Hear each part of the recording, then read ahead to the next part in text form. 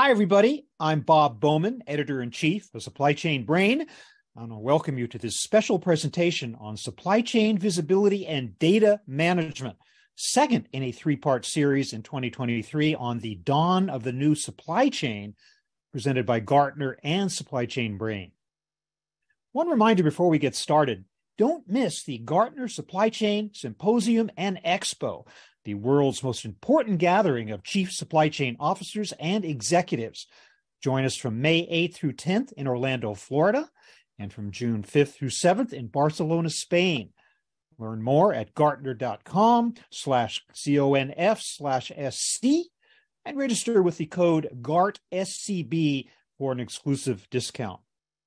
One additional reminder, there will be a question and answer session at the end of this presentation. Audience members are encouraged to submit their questions at any time during the presentation by clicking on that Q&A button at the bottom of your screen.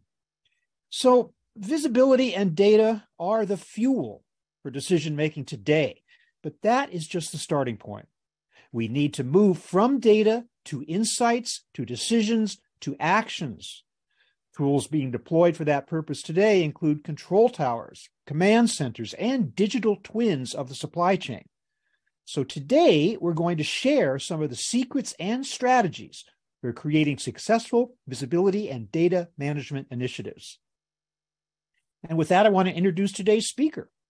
Christian Titze is a researcher and advisor to supply chain technology leaders with Gartner. He has nearly 3 decades of professional experience in general IT, supply chain management, and enterprise resource planning. Christian is part of the analyst team covering IT and supply chain alignment from a technology perspective, with special attention to architecture, technology enablement, visibility and business networks, and wider applications. And with that, I want to turn it over to Christian Titze. Christian, take it away. Thank you, Bob. Yes, when we look at all these topics, visibility, data, control, these terms are often hyped and overused, means different things to different audiences, so there's a recipe for confusion.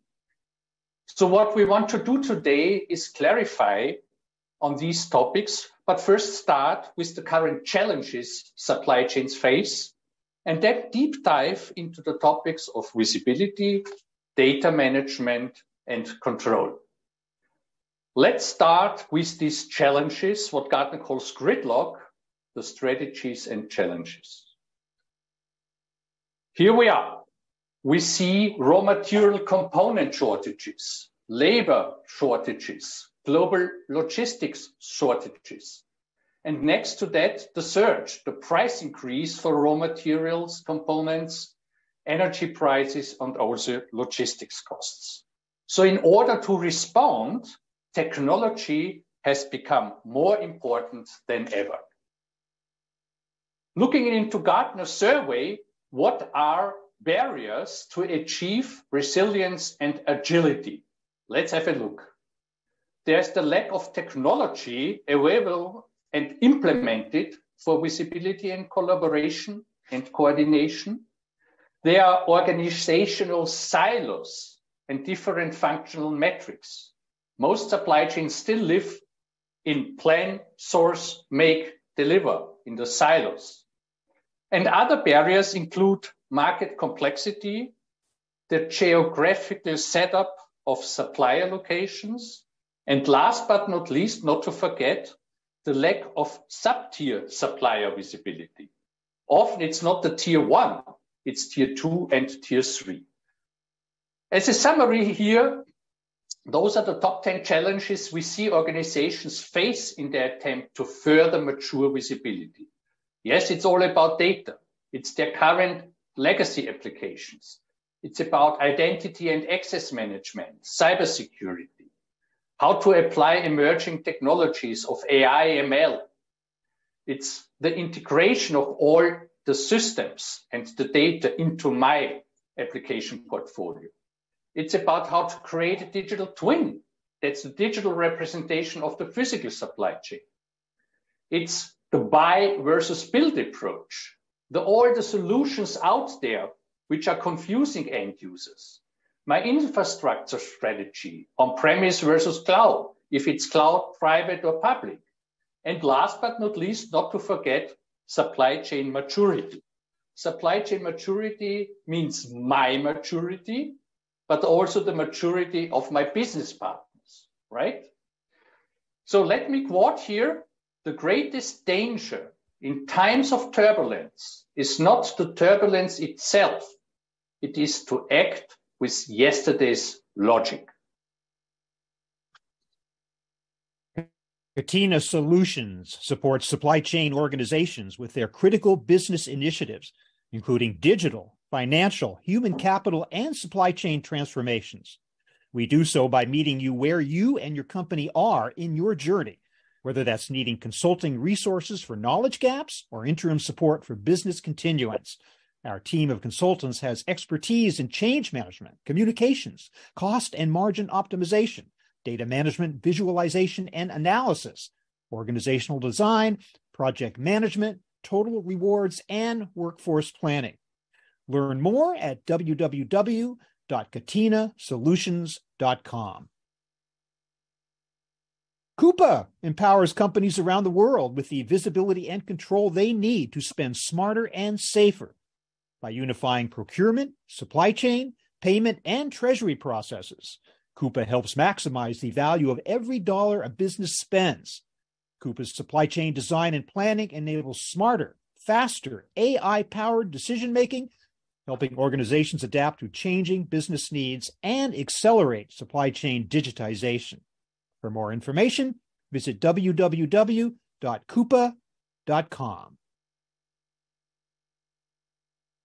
Okay, so our first topic then, supply chain visibility. Let's look at the positioning of visibility in the overall supply chain management application area. Let's have a restricted view. Let's look at the framework and then into success factors. So where is visibility and data management? Here is our supply chain management solution portfolio. And yes, we have all traditional domain-specific applications, planning, sourcing and procurement, manufacturing, logistics and fulfillment, including warehouse management and transport management. And then, of course, not to forget return service and aftermarket. But then in the middle, you see the end-to-end capabilities. That's where visibility is part of. And the glue, the enabling one, that's where data is situated. Let's have a closer view.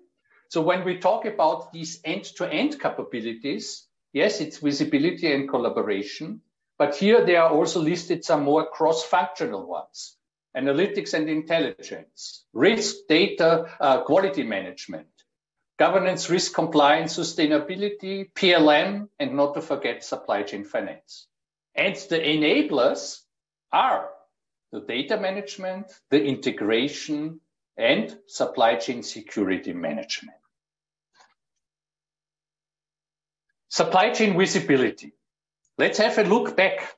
In our survey in 2010, so 13 years back, we already defined the aim of supply chain visibility is to enable enterprises through applications to monitor and manage events provoked by multiple business partners. It's not only me, it's me and my business partners across the extended supply chain, upstream, downstream service, to plan their activities more efficiently and pre-attempt problems. So, well, this definition still applies even 13 years later. But what has changed is a bit more the outside-in perspective. So that picture I remember in 2010, still valid. Logistics visibility, supplier visibility, demand visibility, retail and distribution centers into the visibility. So all that still exists, but we moved from enterprise to extended enterprise, tier 1 collaboration, to multi-enterprise, tier 2, tier 3 collaboration, and even to ecosystem. Ecosystem also looking at external data feeds. And with that, I want to present you our framework, the end-to-end supply chain visibility framework. You see the end-to-end supply chain delivering end-to-end supply chain visibility. But where is data coming from? Different data sources, internal, external, structured data, semi-structured data, unstructured data. For that, we have identified 6 areas of data sources. So first, it's my own data, my own systems, my ERP, my planning system, my warehouse system, my transport system. But then I have to connect upstream, my suppliers, my contract manufacturers, my co-packers, sending forecasts to collaborate, sending a purchase order, getting an acknowledgement, getting an ASN, advanced shipping notification. If there's a contract manufacturing, even more, work in progress, quality and compliance data. The same mirror then is to the downstream, to connect to my distributors and customers, to get forecasts, to send them information of the ETA's estimated time of arrivals. And then the next one is the service providers, the providers like 3PLs, forwarders, custom banks. So all of this is mainly a system-to-system communication on structured data. But time has changed. What's now also available? IoT devices to obtain data from. These devices could be fixed, like a sensor on a machine or GPS telematics on the truck, getting positioning data. Or it could be wearable, a track box attached to a container, or even a smart tag on a box or a product. It's opening up not only positioning, but also conditioning, very important for certain supply chains. Temperature, humidity, unauthorized opening, shock. And finally, the 6th source, it's public feeds, like risk data about strike, natural disaster, traffic, weather. And to reflect what Bob started with, all that data, we need to move from data to insights, to decisions and actions. And with that, how to make my visibility initiative successful, we should follow a phased approach. So it's about the key question for organizations to answer is how to show improvements through that visibility, right? So it's a phased approach. It starts with the clarity on the left side on the overall supply chain strategy before looking at the role visibility plays within it, as well as it identifying the stakeholders involved. I have to define a clear and desired end state to the right and key business outcomes by identifying the benefits that are most meaningful to me, and by tracing business outcome back to supporting visibility outputs and underlying data. So it's a phased approach, step by step. So how do organizations answer and how to show improvements through visibility? In other words, how to justify such an investment on returns that cannot be proven from a single KPI, right? So overall, visibility would give you insights into your pain points where you can start actions, from data to insights to decisions and actions. And it's not a single KPI. And here we just listed learnings from leaders. What are key performance indicators to watch? Have a look.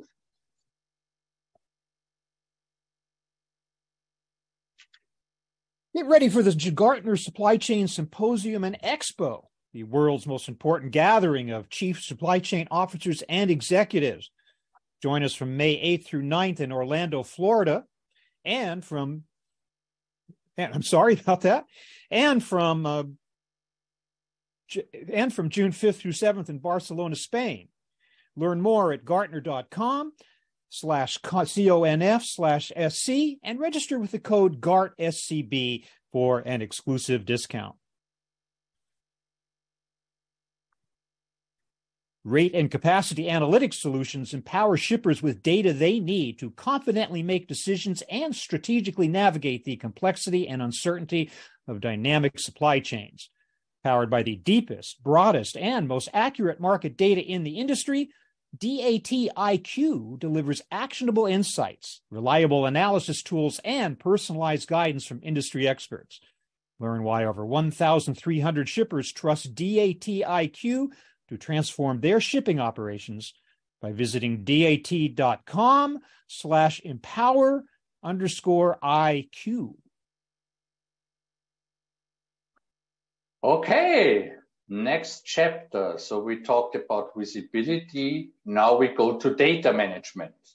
Data is the fuel for visibility. We look at the positioning, and then in a concept, a more broader, what is called the logical data warehouse. Well, have a look how to move from data to actions. And with that, there are analytics and intelligence. When we talk about analytics, we talk about from bottom to top. We talk about descriptive analytics, looking into the data, what has happened backwards. We also look in the root cause analysis, diagnostic analytics, the why things happen. And I think the descriptive and diagnostic analytics are real ones which are very mature and stable at clients. Now, moving on, it's predictive and prescriptive analytics. Predictive analytics, what might happen based on patterns from the past, and prescriptive analytics, what to do, looking for recommendations. And these four analytical capabilities could be accomplished and supported and further enabled through artificial intelligence, machine learning, or natural language generation. Okay? Now, when understanding these capabilities, where are they used? We move to the right side.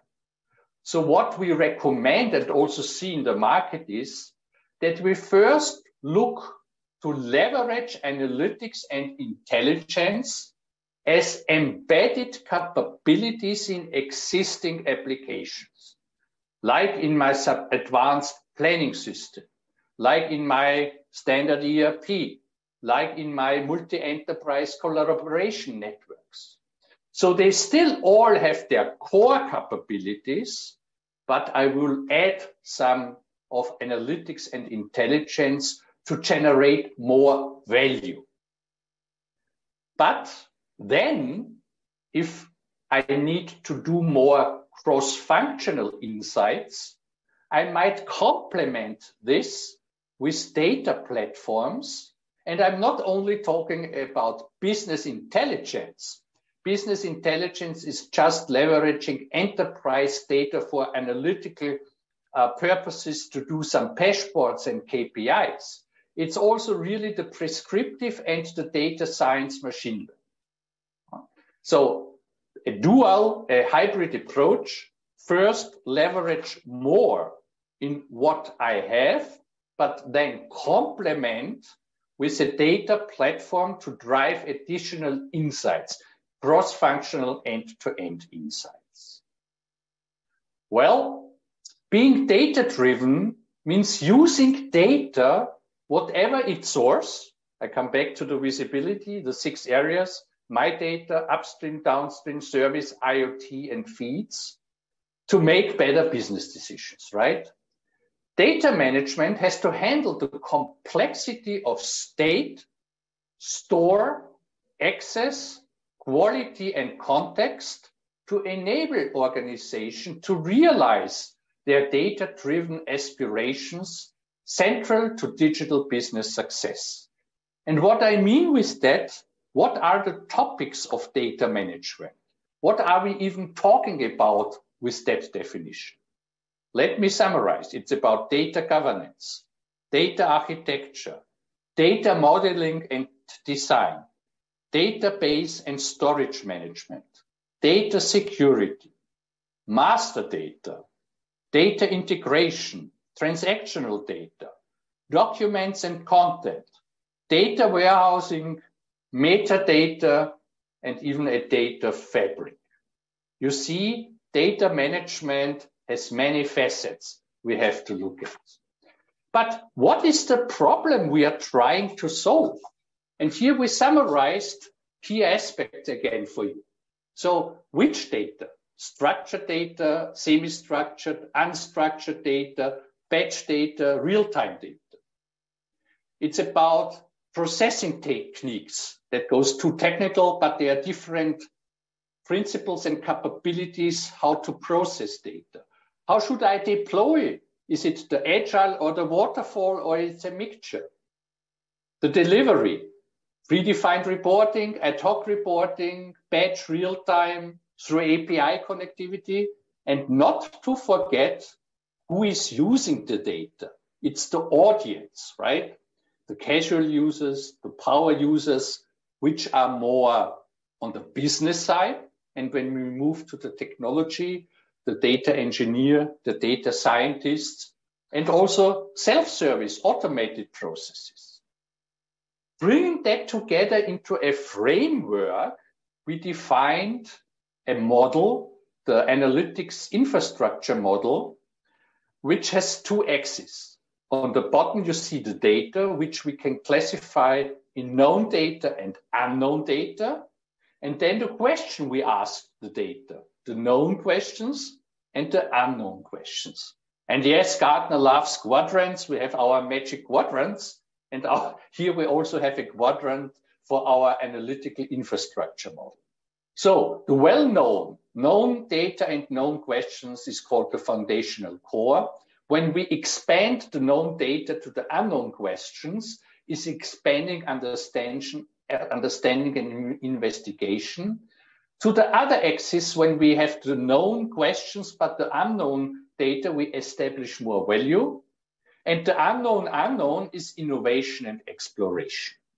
Now let's map these concepts into two aspects. First, into systems and then into users. Same picture. So when we talk about known data and known questions, we talk about operational intelligence. That's probably my core business systems, analytics within my ERP. When we expand using known data, but also going to the unknown, we talk about a data warehouse. Well, everybody, I think, historically has a data warehouse and uses different vendors. It's about getting structured enterprise data and exploring them. Now, when we move to the upper right, innovation and exploration, we use the data lake. So it's not the data warehouse, it's the data lake, which covers structured, unstructured, internal and external data. And I will talk a bit more then on these analytics and decision intelligent platforms. And finally, when we are on the right side, the unknown data, we talk about data science. Well, you see multiple topics, multiple systems. The whole together is the logical data warehouse. And this is the main point here. It's not a single system. You need a data management strategy, having the right systems to answer the right questions. But to whom? And that's the second picture here. Another perspective. So the foundational core, again, the ERPs, the known questions for the known on the known data is for the casual users, maybe the more super users. Then when we move up to the unknown, it's the analysts. When we move across, it's the data scientists working on the data lake, and then the data engineers capturing the unknown side. I think this is a nice concept overall. And to summarize here, that Gartner data management coverage areas, what are the topics including? It's about data integration, data quality, and metadata. Then it's about operational and analytical infrastructure. It's about emerging data management challenges. And I mean, this is a big one, right? Data is the fuel of everything. And it's about applied data management. Exeger. Forecast, monitor, track, trace, and protect your supply chain with Exeger. Our third-party and supply chain management technology provides sub-tier transparency and advanced item-level visibility. Exeger illuminates supplier relationships in 205 risk categories, including ESG, environmental social governance, and cyber, across a company or government agency's entire supplier ecosystem. It also provides parts-level visibility from raw materials to components. See for yourself how you can anticipate risk, lower cost, and build supply chain resilience at exeger.com. End-to-end visibility is vital for a high-performing supply chain. At Saddle Creek Logistics Services, we design omni-channel solutions that give you the visibility needed to better understand your operations and ensure seamless, efficient, and cost-effective service. Our top-tier technologies provide an enterprise-wide, real-time view of inventory, optimize order routing, and offer reporting and analytics to guide key business decisions. We're here to guide you every step of the way. Learn more at sclogistics.com. Well, the webinar says visibility and data management, but nevertheless, I would like to expand that into control and command. Again, from data to insights, visibility to decisions and actions. And decisions and actions we map to control and command, right? Because we want to make use of what we have. And this control and command is basically the act. And I would like to give you definition, look at the capabilities, some use cases, and then, of course, best practice examples. So when we move from visibility to control, often companies talk about control towers, right? What is a control tower? It captures and uses close to real-time operational data from the business ecosystem. Remember the slide of the end-to-end visibility framework. So it's batch data, it's delayed data, but maybe more and more close to real-time data. When it's operational data, it's all these signals. A change in demand, a higher demand, a strike at the harbor, a breakdown of a production lane, an out of business of a supplier. So all this operational data, upstream, downstream, and service, and even IoT and feeds, they provide me the data and get that enhanced visibility for what? To make better decisions. And a control tower will help do that. And I will explain then also what's the difference to a command center. But basically, you don't throw away anything. You still have your applications. Often they are very siloed. My planning system of record, my transport system, my warehouse system.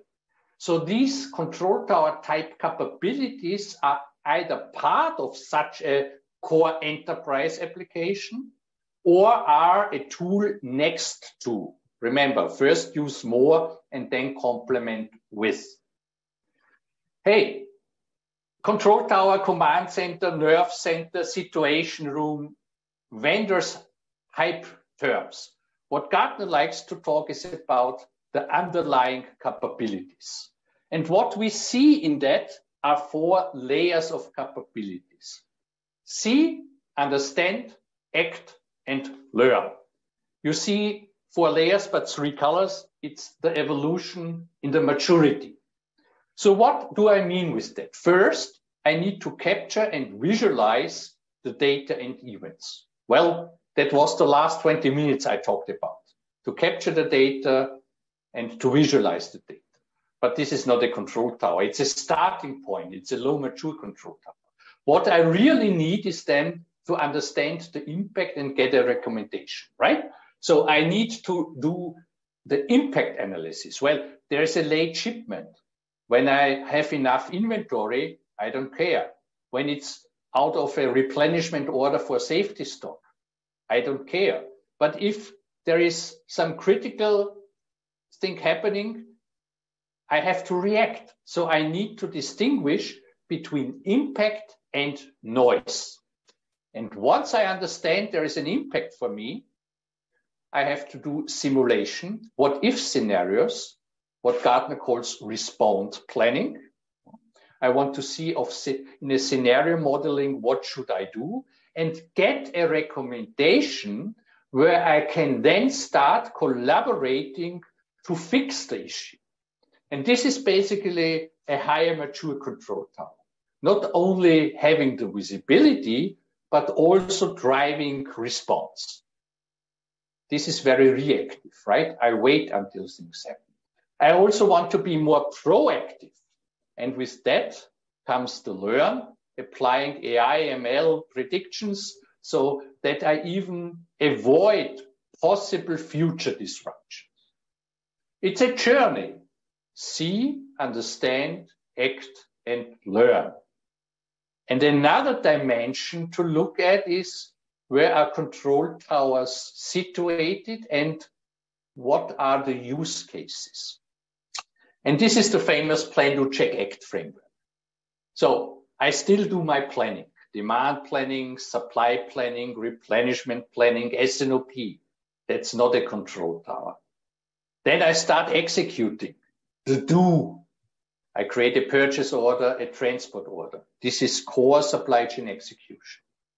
The control tower comes once things are in motion. I monitor the signals and I check, see, understand, act, and learn in order to respond.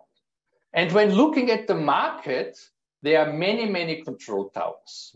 Companies have multiple control towers. And the main message is they are per function, right? So a control tower is within a function. The most prominent ones are a logistics and transport control tower or a customer fulfillment control tower. So they capture the signal specific to the function and then try to respond within the function. But what they are lacking is that connectivity, the end-to-end view, because that might give you additional insights and you come up with other recommendations. And this is the main point where we then move to a command center. Same capabilities, see, understand, act, and learn, but cross-functional, right? With that, what are control towers as a summary? Control towers are still often designed as these like big walls, blinking the alerts, the heat maps, heavily focused on visualization and dashboards, so the C, and are within the function in their setup. What we want and what I currently see in the market is that companies, end user organizations now experiment with that end-to-end connectivity of data, where we need the digital supply chain twin to have like a graph, a model end-to-end that I get the data, but then I not only look within the function, but also connect the data for cross-functional insights to react and even optimize. But this is early stage, right? So as a summary then, when I look at my application portfolio, I have my core business applications to do my daily stuff. I have business intelligence to do the traditional analytics and dashboards. But then I add my control tower, that's more insights and reaction within the function, use more in what I have, and complement that with these modern data lakes approaches, where Gartner calls analytics and decision intelligence. That's a data lake where you get the data, you connect the data, and you look for use cases like intelligent order fulfillment, or demand sensing and shaping, or inventory optimization within a global network, where this then delivers additional value. Well, I want to close with that command center view, and that's not really new. That evolved from actually the healthcare practice. And have a look at that, and then recognize what you learned the last half hour. What's in the healthcare supply, in the healthcare chain? Well, on the left side, you have multiple data sources, clinical system, operational systems, IoTs, external systems. So very many data sources. What do? You put them into that data repository, data lake, aka command center. You start building the digital twin. You are in the middle here, and you use machine learning, artificial intelligence, predictive, prescriptive analytics. For what? To provide the insights, the dashboards, the reports, the alerts, notifications, but also to the simulation for response, and have that workflow orchestration, in that case, in the healthcare command center, back to hospitals, back to agencies, back to the stakeholders within the health systems.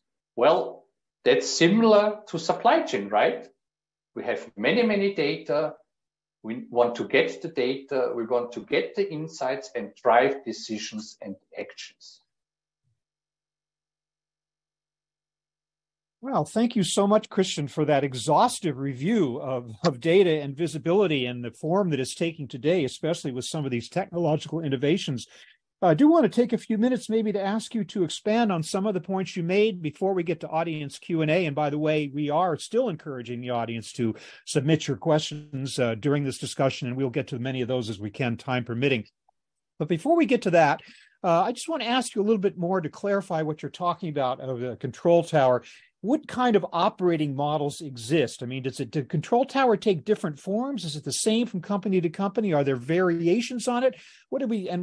Just explain to me a little bit more about the various forms it could take from organization to organization.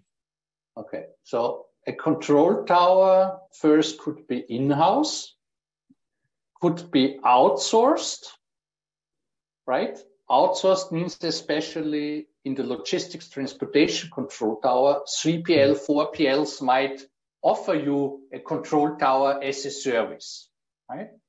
But the main thing is it's in-house. I would say 90% of control towers are in-house, 10% are outsourced. Now, how is the setup? Well, that depends now on the function.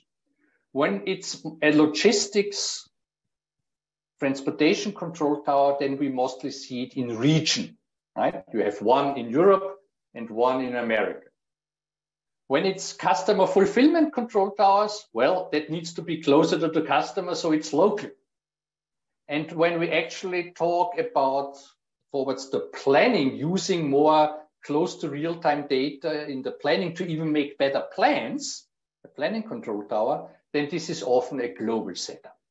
So you see there are different dimensions, in-house or outsourced, or it's local, regional, global. And actually, it's also the build versus buy option, right? That you subscribe to a software which might provide you some out of the box with some configuration for your needs, or some companies even build them their own. But certainly in the case of third-party logistics partners, which do exist as an integral part of the logistics function today, that would be an example of a control tower that exists externally, provided by the 3PL, correct? Yes. Mm-hmm. I see. And then, but the command center, on the other hand, I just want to make sure I get these terms perfectly right. The command center is more of an internal function. Is that correct? Yeah. I have never seen something outsourced because it's really the next level. I can tell you, some call it an end-to-end control tower. Others call it a 360-degree supply chain intelligence. Others call it the ultimate control tower. We wanted to distinguish and say control tower is function, command center is cross-function. That really clarifies it for me. Thank you so much for that. You do talk about data having to come from all of these supply chain partners. The question is, how is it captured from these various partners? And are there any issues with regard to data standardization and of input? Is that a challenge for companies today, given the existence of so many partners in a typical global supply chain? Yeah, for sure. That's the main problem, data quality. So how to obtain the data? Well, the desire is, of course, automated, right? When I talk automated, that you have a system to system or system to device integration, hopefully more mature through APIs, but traditionally often through EDI. There are several protocols, especially in the automotive industry, where you capture this data automatically. Then that's the semi-automated. That's like a file upload. You get from your business partner a file and you upload it into your system, either business application or data lake. Sometimes when it's a low mature business partners, how do you get the data? Well, through a portal, right? So then business partners type in the data and through the portal, it gets to you. The desire is a higher degree automation, but reality is there's a mixture. You have to offer all these different types in order to capture the required data. So that's the data capture. But then once the data is coming, there are other activities, data cleansing, data enriching. Even we talk synthetic data to look at historical data and create some data to close some missing data. So there's much activity, data massaging, to get to a higher degree of quality data, which is then the starting point for analytics and intelligence. Mm-hmm. You talk about some of this being early days, specifically aspects of artificial intelligence. Now, if you ask the question, where is AI on the Gartner hype cycle, that's not a simple question. There's over 24 aspects of AI that are all up and down that cycle. But when it comes to AI with regard to, as you said, prescriptive analytics, AI actually carrying out the actions based on the data input, in an automated sense, where are we on that today? Yeah, that's really not existing, the automated response. And also it's not so much technical aspect, I think, it's also the human aspect. We want the system to assist us in making these evaluations and providing us with recommendations. And when we see the recommendation, we as a human, and there's still the head of planning, the VP of logistics, right? The customer fulfillment manager, he still wants to click the button in order to make things happen.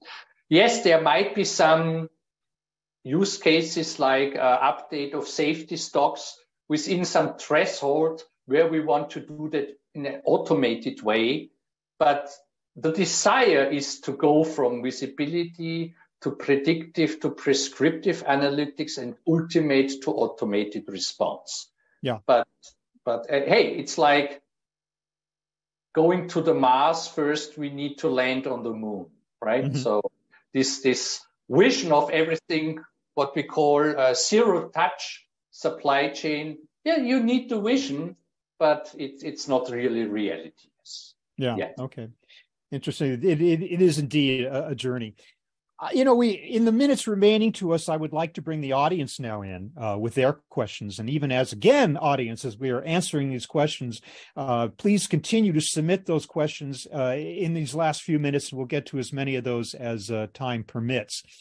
Okay, so this question kind of again, I think people really do want to touch on these definitions of visibility, control tower, and command center.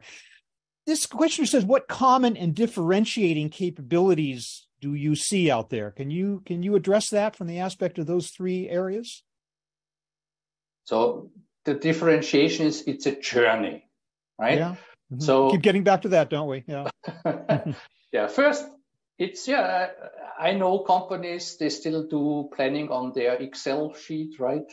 And capture data maybe through phone. So the first thing is to get visibility and do maybe business intelligence to get the foundation, to get the dashboards, open orders, late shipments, strikes. So all getting the insights, what's happening in my supply chain. Mm-hmm. And then I would start adding value by better understanding the function. Like I not only want a TMS for creating a transport order and doing carrier assignment and then route determination. Once the route is there and the carrier takes over the shipment, I want to monitor and understand if my shipment arrives on time, and if not, what's an estimated time of arrival, right? So it's adding value within the function, but then higher mature companies start exploring that command center capabilities, connecting the data and looking for this additional insights. But I can tell you, I remember, I think 12 years ago, I was on my first supply chain symposia in Palm Springs. At that time it was in Palm Springs. And there was one automotive client on stage presenting its transportation control tower for inbound logistics. So that's nothing new. The control tower was 10 years ago, then it slowed down, maybe other priorities, and now it's coming up again, and it's even increasing to the command center, how to connect. Mm-hmm. Well, maybe that's the new part, is the actually something you can do with the information in the control tower, as opposed to simply amassing all this information and saying, isn't it great? We have this data. But now you are advancing us to the point of this is what we do with the data. So that's an interesting conclusion. This questioner is asking about what are some of the leading vendors and solution options that are out there to provide data, visibility, and control. Okay, so I won't talk specific names, but refer to Gartner market guides and magic quadrants. Okay. Well, as I said, there are different applications existing or next to data lakes. So the first evolution on the digital twin, where it's not only visibility, but then also connect a bit the data to get it insights, are the advanced planning systems. So there we have a magic quadrant on supply chain planning. When we talk more end-to-end and also go multi-tier mapping, so not only to the connection of tier 1, but also tier 2 and tier 3, and upstream, downstream, and service, I would talk about supply chain multi-enterprise collaboration networks. For that, that's a good timing. We just published yesterday our newest market guide on multi-enterprise collaboration networks. So I think there we have about 25 vendors listed who provide connectivity to capture data for insights, but then also use embedded analytics and intelligence for response. Magic Quadrant, a market guide. And when we talk the data lake approach, we are currently refreshing our market guide for analytics and decision intelligence in supply chain. And we just sent out the vendor service. And Bob, guess what? 50 plus vendors out there in that space of data intelligence. So that's why it's such an evolving, but still emerging technology. When you look at the individual capabilities, and you mentioned AI, it's not only one dot. On our hype cycle, I think there's even a hype cycle on artificial intelligence with 20 dots themselves, right? Oh my goodness. So generative AI, augmented AI, composable AI, much out there. Yeah. So this is where the Gartner Magic Quadrant would come in, particular to be of particular value in helping to supplement that answer that you just gave us. So thank you very much for that. This question is kind of a follow-up on what you were talking about on data cleansing, I guess. And they're saying, how do you ensure data quality in end-to-end supply chain? And then they asking as a kind of a supplementary question, is blockchain the answer? Uh-oh. So we haven't talked about that. So first I have to say, data is always the problem because it's often delayed, it's inaccurate, incomplete, and often you even don't get the data. When we talk about retail is very much holding the data because they think of business advantage of it. So there AI can help because it could look from patterns and maybe squeeze the data and cleanse the data towards getting to a higher degree. But I can, when I talk to my transportation analyst colleagues, data from carriers are really often really not accurate and not complete. So there's much to do for data. Blockchain. Well, blockchain is another story. Where do we blockchain need? When you look at the use cases, blockchain is used in the area of sourcing and procurement in smart contracts. And then it's used in traceability for proving order of origin. So that's only a portion of that end-to-end supply chain. So I would say blockchain is just another puzzle in the whole, a brick in the whole puzzle. You could achieve visibility and control for sure without blockchain. But for certain use cases, blockchain could help you to gain more trust into the data.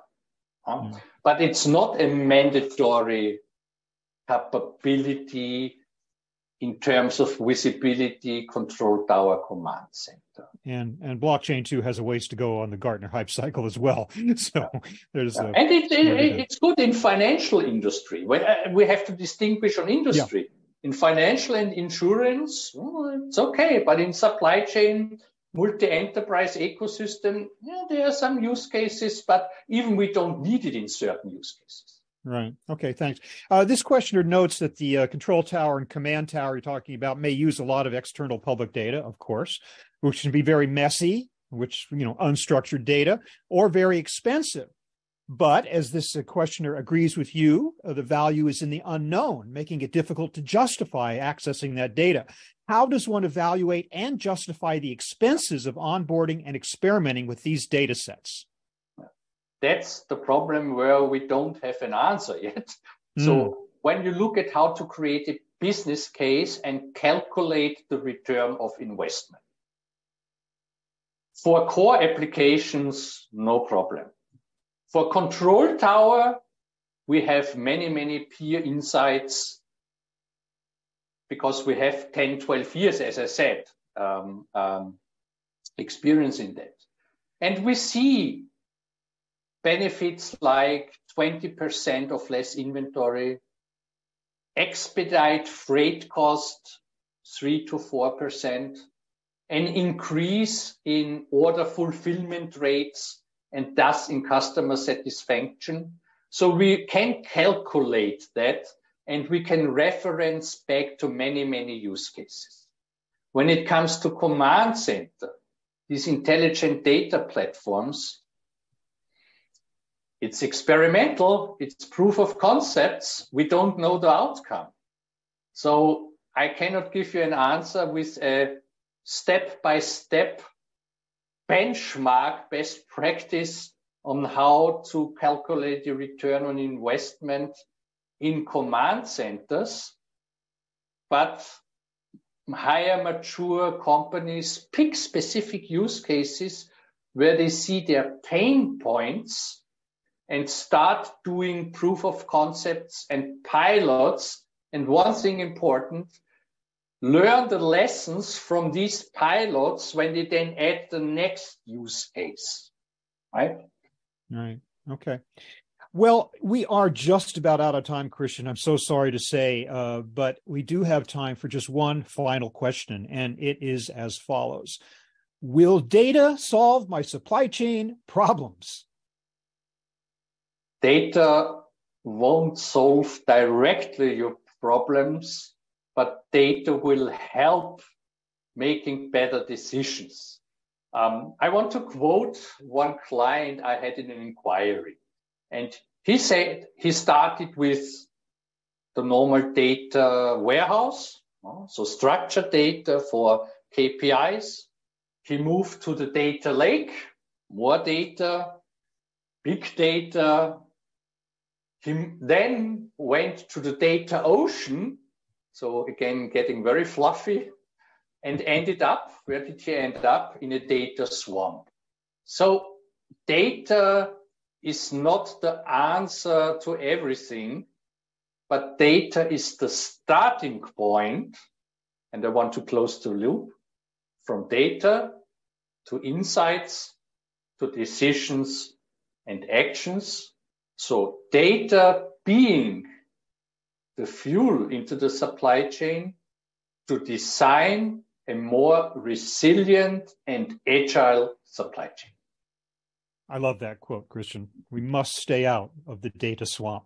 So, well, thank you again. What a great and complex and nuanced set of insights you've given us today on this whole issue of visibility and data. Thank you very much, Christian Titze of Gartner, and audience as well for your questions. Any questions we didn't get to, I'm sure that Christian would be only too happy to answer offline. So I just want to make that a note. And by the way, hey, stay tuned for episode 3 in our 3-part series on the dawn of the new supply chain, presented by Gartner and Supply Chain Brain. The topic next time will be the digital era, the end of S&OP. And by the way, that's a question.